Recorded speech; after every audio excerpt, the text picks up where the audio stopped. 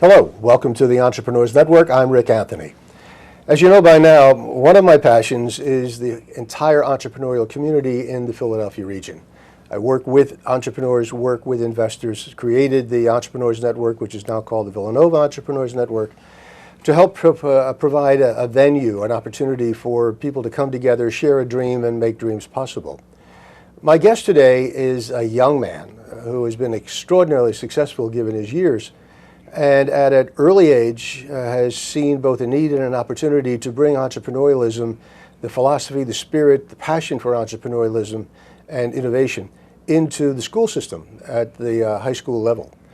He and other people who have been working with him have done a marvelous job of laying the foundation for a program that could truly revolutionize education, not only in this area, but throughout the country. And when I learned about it and had an opportunity to talk with him, I thought this is a great venue to introduce the program and Rich Sedmak to you. And so, Rich, welcome to the Entrepreneurs Network. Thanks for having me. I'm delighted you could be here. As I said, I have shoes older than you are, I think, maybe by twice. And your background is really impressive and interesting because it is so different, I think, from most of the people I know who have spent a long time in entrepreneurialism, either as entrepreneurs or as investors. So, rather than hog the whole program, let's start with, as we always do, who are you, where do you come from, where did you go to school, and how did you stumble into the wild and woolly world of entrepreneurialism? Sure. So my name is Rich Sedmak. I grew up locally here in Montgomery County in Upper Dublin. I was a product of the Upper Dublin public school system. I graduated from Upper Dublin High School in 2003. So not that many years ago. 2003. Okay. All right. You know, I guess how I got into entrepreneurship goes a little while back. When I was very young, in I guess elementary school, I was involved in the Olympia Sales Club and all the other types of door-to-door things where you'd sell knives and gift baskets and popcorn and all those other kind of things. So I think very early on, having that experience of having a door slammed in my face, despite being a cute kid, it builds character. Yes. And so that's kind of where it started, and I was really intrigued by the fact that I had something potentially to offer these adults. You know, adults are kind of in their own world, and here I am just a kid, and yet there's a product that I'm selling that they're willing to value, and they're able to value with money, and that just kind of blew my mind that I could have a seat at that table. But you were high school, 14, 15 years old at the time. Not an overachiever academically. Right. Obviously bright, but school was not where you wanted to spend your time. Right. How did you balance that? That is, doing okay in school, but not having any particular aspirations other than, hey, I like this thing called, I'm not even sure you were able to pronounce entrepreneurialism back then, or spell it. I don't think I did very well in French, so probably not. But actually, so yeah, it was these experiences, I guess, when I was maybe age 7 to age 12, 13 of just being involved in selling these things kind of door to door. I had a newspaper route that I had to get new subscribers for. It kind of led up to this point when I was a freshman in high school. I was 15 years old. And I read an article, and it just was complete coincidence. I read about something called overstocks.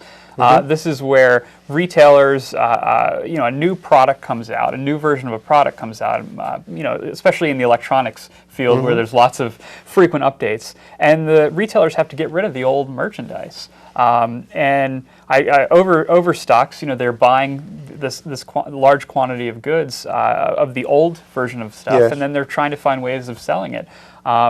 And I was really intrigued by that. And I had a little bit of money saved up from kind of the hobbies. The paper route.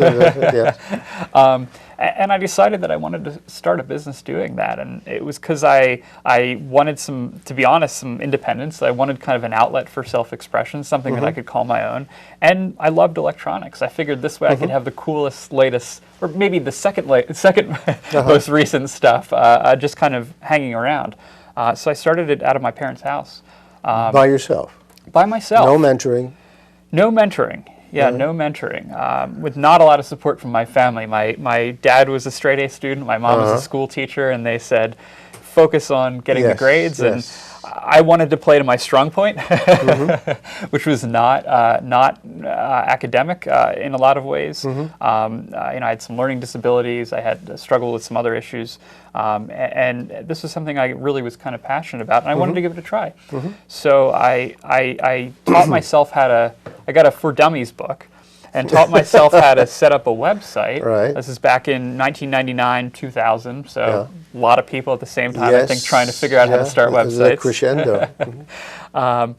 And taught myself how to set it up, and started trying to find opportunities to buy products, some overstocks. Actually, I found some interesting arbitrage opportunities online where stuff was selling in Yahoo auctions, which nobody would visit before. They shut it down eventually, but nobody was visiting Yahoo auctions, and I'd buy stuff really late at night, really cheaply, when no one else was awake, and I'd turn around and I'd resell it on my website.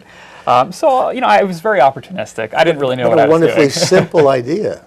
Huh? Well, that's true. And the good ones are wonderfully simple. That's true. Yeah. I mean, I think about some of the businesses I advise now, and they're so complex. And this is so simple. You could hold the product in your hand. You received the product, and you sold it, and you shipped it out to somebody, and it was very tangible in that way. But you were fortunate because you did hook up with a mentor, a partner. That's true. Yeah. About a year into it, actually, I think word kind of got out. My parents were trying to figure out ways of being supportive, but also trying to push me back into focusing on school.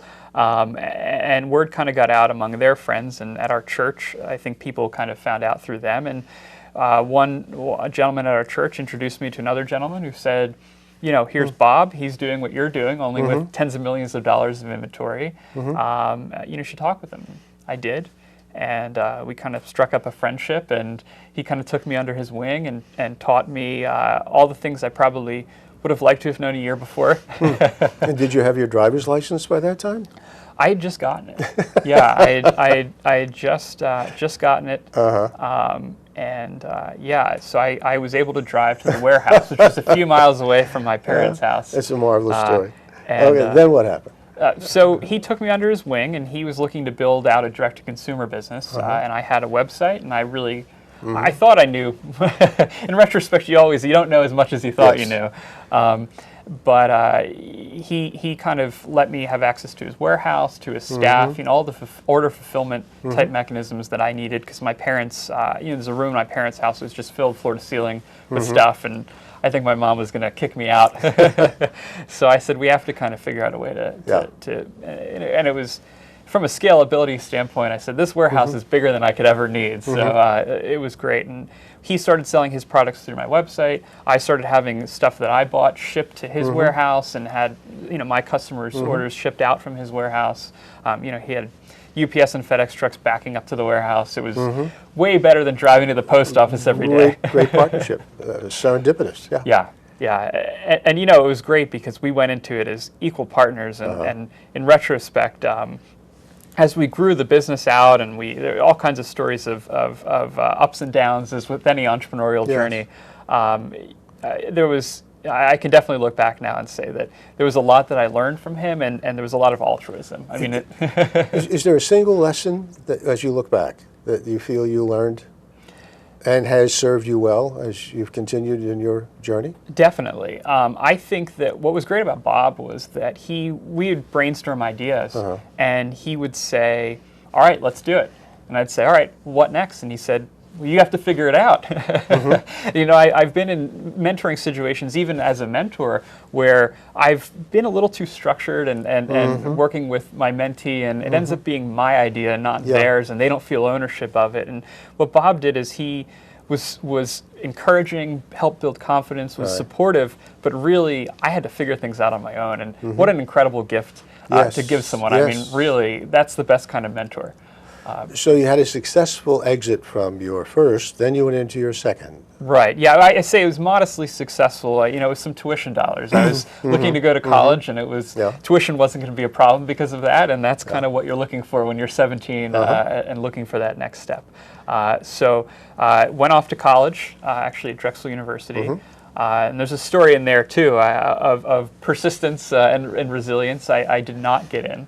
when I first applied, and everything is kind of negotiable. You know, I went back and I said, look, I made the case, and I said, this is how I can provide value to your student body. This is how I can provide value to the campus. These are the types of things I was doing when I should have been maybe focused on academics, and they gave me a second shot.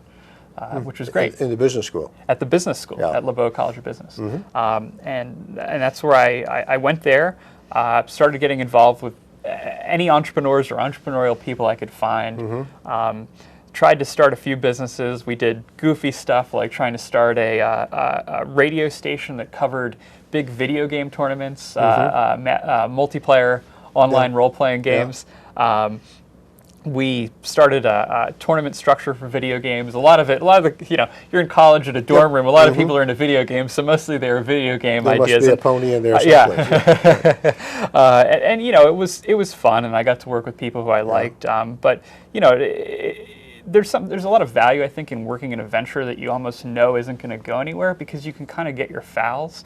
You know, you can kind of screw up, and there aren't VCs watching. There aren't, you know, it's kind of a way to kind of push your comfort zone. As soon as you take outside money, it's kind of like, you know, you have to be on your best behavior. But there was a lot of education there. I think that definitely there's a lot of value in being part of the Drexel community, but there's, I think, equally, if not more value of just messing up, you know, with the entrepreneurial ventures, just trying things and failing, and there was no professor to tell me that I was a C or a D or an F. So you've had 2 successful ventures so far of your own, of your own initiative. You've been an angel investor in this market and in the Boston market. Cambridge, Massachusetts. Yeah. You have become a part of the entrepreneurial investment community in the Philadelphia region. And are pretty well connected, even at your tender age of 26. 26, right? With the more senior people in the market, and you've leveraged that. But let's get to the real story here. Sure. You took a look at you and others took a look at the education system, the public education system, and concluded, what? Well, I had just kind of come off a modest exit of a technology company, and I had some time on my hands. This is 2007, and I had friends who were teaching in Teach for America in public high schools in Philadelphia, and they said, come talk to our students about what it was like to start a business when you're 15. And I went into these classrooms, and I met these students, and the teachers, they managed my expectations. They said, you know, prepare for the disruption, prepare for, you know, I was blown away. I was completely blown away, Rick. There were kids I met a kid who had rigged a refrigeration device up to his bike, and he worked out a deal with a water ice distributor. Only on hot days, he'd buy water ice, put it in the refrigerator, ride his bike around West Philadelphia, selling it. Now, you know, it's not going to be the next Microsoft, but this concept of micro enterprise for young people, you know, 15 years old, it's a vehicle for self-expression. It's something they can call their own, and a lot of these kids can call nothing their own otherwise. But it teaches them economics, it teaches them communication, it teaches them how to be professional and how to provide value to somebody. And I think that those are incredibly valuable skill sets. And so kind of stepping back from some of these wonderful stories and great young entrepreneurs that I met, you know, at a higher level, there's this big national narrative about entrepreneurship, and entrepreneurs are going to get us out of this recession, and entrepreneurship is kind of the future of our country, and I subscribe to that wholly and completely. I look at, though, how we're, you know, the pipeline of entrepreneurs and how we're preparing people to become entrepreneurs, and it's kind of just by chance. There's no real deliberate effort put into how we create the next generation of entrepreneurs. And so I kind of saw the opportunity. Even though most of the large colleges and universities throughout the country and the business schools now have entrepreneurship innovation programs. That's not a solution to the opportunity or problem you've identified at the secondary level. Right. But has there not been any trickle down from the multiple programs that are in place now throughout the country? Yeah, so I've done some work with MIT's entrepreneurship program. They do some great work actually with engineers, and when you mix engineers with entrepreneurship, I think good things happen, and I think Stanford has a fantastic program. I've been an entrepreneur in residence at Wharton, and I think that they're doing some great things. I think the problem is, and this is almost systemically, regardless of whether kids are coming from public schools in the city or private schools in the suburbs, I think that the system just kind of hammers out the entrepreneurship in a lot of I couldn't agree with you more. And so even if they go to the best program in the world in college, they've been conditioned in their formative years as their brain is developing and as they're learning what education is, it's been hammered out of them. Failure's not an option. Exactly. Exactly. I met a gentleman the other night, a very successful entrepreneur, 75 years old, and he said to me, he said, "How, you're 26, it seems like you've done so many things, like, And I said, look, I've failed more than any other 26-year-old you know." And it was that not being afraid of kind of failing and what people thought of the stigma. I mean, there used to be a point in our country where entrepreneurs, if you failed, it was, people didn't see it as this. There wasn't the societal stigma. It was another step towards success. Yeah, and you get back on your horse, and it was the resilience that was valued. I feel like now, especially in our education system, failure is, you're an A or a B or a C or a D or an F, and that's the label that sticks with you, not just from middle school to high school to college to graduate school, and I think that that's dangerous. So the folks who we're working with specifically, with Startup Core, the folks that we're targeting are folks who, in a lot of cases, don't have the advantages that I. Okay, you jumped right into Startup Core. Sure. Yeah. No. Give us the evolution, though. You saw this need and opportunity to work with wonderful kids, wonderful minds, creative minds. Absolutely. And decided to gather a group of people and some resources to create a better environment for them that would be more enabling, more encouraging, more nurturing. And it turned out to be StartupCore.org. Exactly. What is it? So our goal is to not iterate and make incremental progress with the education system, but it's to set a model that will completely redefine what K through 12 education should be. The system that we have now was kind of built 50 plus years ago for a very different economy. And I think that, we talk with a lot of educators, talk with a lot of folks, parents, students, and I think some of the best things you can get out of education are a love of learning and the ability to deal with uncertainty. We live in an uncertain world, volatile labor market, volatile economy. If you can't predict what's going to happen in the future, but you can help prepare students to deal with uncertainty. And I think that there's a lot of value in that. And so we saw this interesting opportunity where entrepreneurship is this great arbitrage, right? It's you can have nothing, but you can influence, you can attract resources and people and skills to you to achieve some goal, regardless of what you start with. I mean, that's why entrepreneurs, well, there's some financial incentive in it because there's this kind of arbitrage of opportunity. And so we said, it'd be great to get the entrepreneurial community together in Philadelphia and say, this is something we really believe in. This is something that, way we want to give back. Let's make the process, the pipeline of creating the next generation of entrepreneurs a little more deliberate. And I'll tell you what, I couldn't believe the response that we've gotten. I mean, folks just being so generous with their time. 3 years into it, right? We're 3 years into it. Now it's over 150 volunteers are involved. That's great. And a good percentage of them are regularly engaged. It's almost like Big Brothers, Big Sisters, only adopt an entrepreneur. Did you develop the curriculum from scratch, or was there a model that you adopted? So I had been thinking about the curriculum for a while, about what an ideal curriculum looked like, and I knew that it needed to be action-based. It couldn't be theoretical because you're not going to keep kids' attention spans. Right. And let's be honest, business plans I think are interesting, but there's a lot of pageantry. I'm interested in business execution and teaching these kids how to get real-world feedback based on taking action. And so the part that I developed some lesson plans, was really focused on action. The other part of it, we had some help from some folks in academia to help develop it, and we also, there was a program out in California that dealt with folks all over the world who had nothing, who created very impactful lives, called the Transformative Action Institute. Is that more social entrepreneurialism? That is. It's very, very socially entrepreneurial based. But that was something we wanted to be a part of this program at Startup Core, because one of the great kind of eye-opening moments that we see with kids is a lot of them start with nothing, but when we start talking about what problems they see in the world around them and the communities around them, because the whole point of this is to solve a problem, right? If you're a solution looking for a problem, you're in trouble. The kids have to identify problems they're interested in solving, and they can take either for-profit or non-profit approaches to solving them. One of the real eye-opening moments is that they realize that there are people who have less than they have. not only in their own communities, but in the world. Yes. And I think what's neat is that they kind of resolve themselves to tap into this higher level narrative of my life can really serve a purpose to serve others.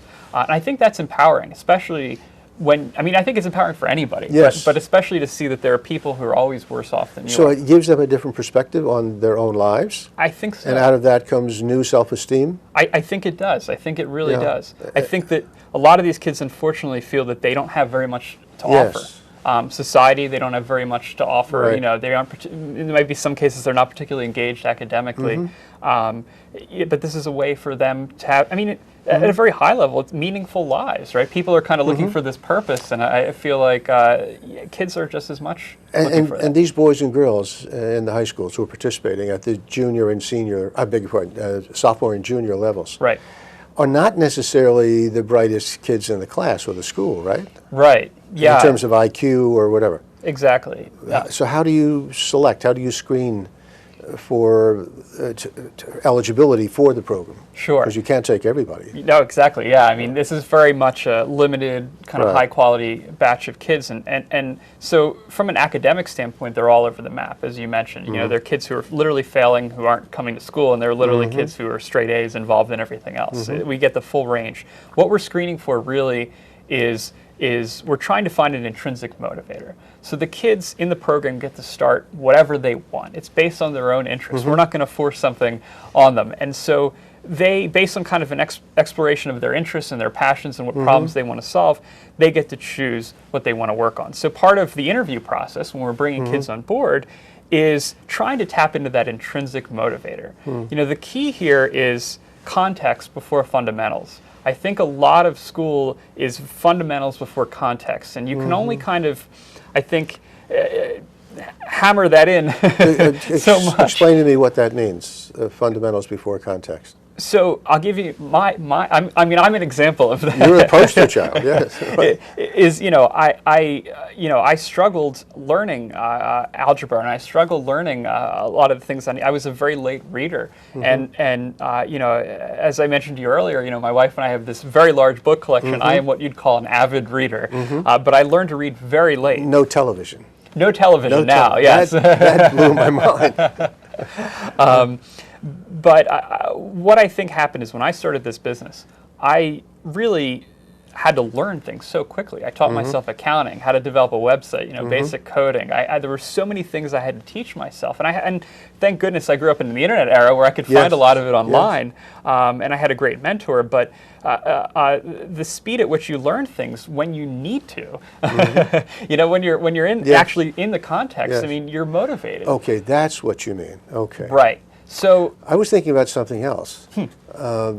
More traditional programs that I'm familiar with anyway, for both children and adults, where the first chapter, if you will, or the first part of the lesson plan is, let's deal with some fundamentals about being on time, self-discipline, being a member of a team, those kinds of skills, and the etiquette that goes along with being a player in this kind of community. Do you cover those kinds of things? Or do you hope that they will develop that sensitivity and those skills as a result of throwing them in the pool and helping them learn how to swim very quickly? I would say more of the latter. Yeah. I mean, and we do cover some of those things, but it's very much an approach of, we joke, we say sometimes, a lot of times we facilitate failure. And that's not a bad thing as long as there's kind of introspection afterwards. Yes. We do cover, I mean, that really is kind of our bias, is have the kids go off and take action and try something and then learn from their failures. Because that emotional residue from failing and from having to try, do it yourself sticks with you a lot longer than reading it out of a book or having someone who's been there and done that tell you. Totally agree. And so what we say kind of with the context before fundamentals is all we're really looking for is we're trying to find an intrinsic motivator. If this kid wasn't in school, what would they be spending their time doing? There's something that they love, whether it's going off and spray painting stuff at night or skateboarding or video games or whatever it is. We want to find an intrinsic motivator that we can tap into. Have the student kind of, once that's kind of identified, have the student just work on something that they're passionate about. And then find a way to back the fundamentals in. So, all right, you have some money coming in, and we've had this situation. The kids learn accounting really quickly, right? You're the kids absolutely right. learn to write persuasively very quickly. It's almost like we have students now who really were very disengaged academically, who now come to us and say, I need to figure out how to structure my business legally. Now, what 16-year-old, yeah, right, is going to come to you with that problem? I mean, but it's great because they're coming to us and they're trying to identify resources to help problems. I realize the program is only 3 years old, but is the experience of the children, the young adults, as equally transformational for the families they come from? You know, yeah, that's a great question. I mean, we do engage the parents in a lot of what we do, and so they begin to see themselves differently as well. Self-respect, self-esteem, and maybe see some opportunities they never thought they would ever have a chance at before. I think so. I mean, one of the big units we work on is negotiating and also just kind of interpersonal skills, and part of it's also conflict resolution. Yes. You know, and we always use the example. We like to use as many relevant examples as we can. So we use the context of you just got a detention. You know, how are you going to resolve that? You know, something very relevant to the students. And what's interesting is we've been told by the parents and by the students a lot of the lessons that I've learned, especially the conflict resolution, has really made them better siblings, better kids, and we hope better spouses, better employees, all that kind of great stuff. Rich, the program is now in 6, 7 schools in Philadelphia? Yeah, it's actually in 5 schools. We're running 6 programs. So one of the schools we're in, we run multiple programs. And what's your objective?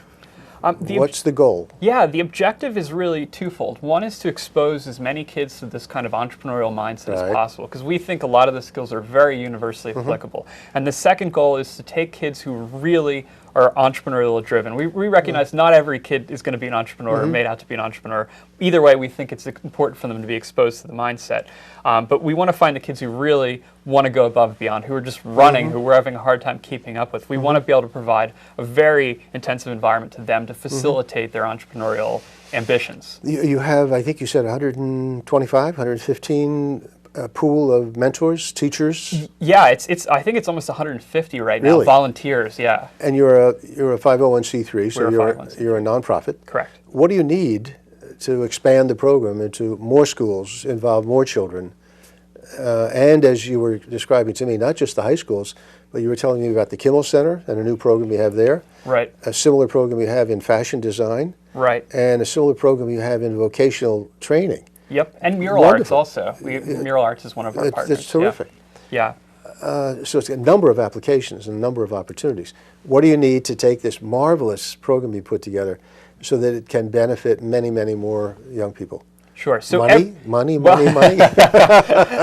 every week, I mean, yes, every week, you know, we just to make it sustainable, we do charge a program fee to the school. Every week we meet schools, principals, students who really would be great in this program. But I mean, if you read the papers, you know the situation with the schools. Yes. There's just not enough money to make it happen. And so what we try to do is find schools who can afford to pay for the program the full price, and then find schools who can't afford, and try to create the right balance so that we're reaching as many kids as possible. So we're looking for schools and any organizations that are engaging youth who are interested in kind of what we think is a best of class program. And then we're looking for also help with being able to subsidize some of the costs for the schools. So you're looking for sponsorship?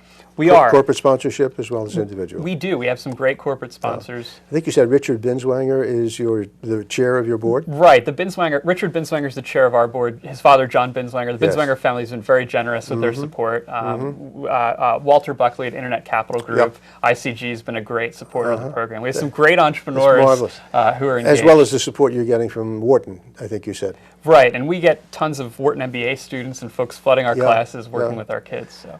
Not bad for a dropout. Not bad at all for a dropout. No, it's a marvelous story. It's a marvelous story. And I hope it will be inspirational to people who are watching.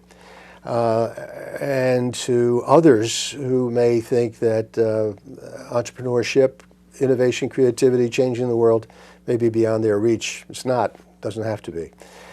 Thank you for being here. Thank you for an inspirational story, and I wish you the best of luck. Thank you so much for having me. If you'd like more information, please go to the website, www.startupcore.org.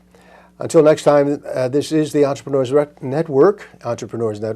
I'm Rick Anthony. Take good care of yourselves.